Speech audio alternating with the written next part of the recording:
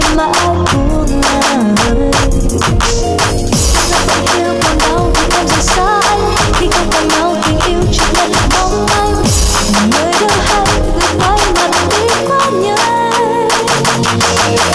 Có nào hay trong màn đêm chỉ còn lại đau hay riêng mình em vì anh giờ đã quên. Có nào hay anh người hay dù yêu dấu vẫn mãi đau đầy. Cố cho niềm đau sâu vào tim và để thôi lại quên tình yêu giờ như là cánh chim đã bay về nơi phương trời xa, để lại nơi đây nỗi nhớ thiết tha.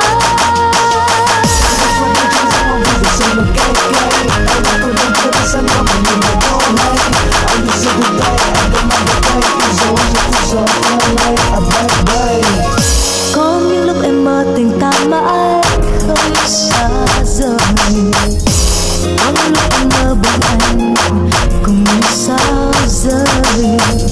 Rồi bỗng thức giấc cơn mơ cùng anh khuất xa chân trời.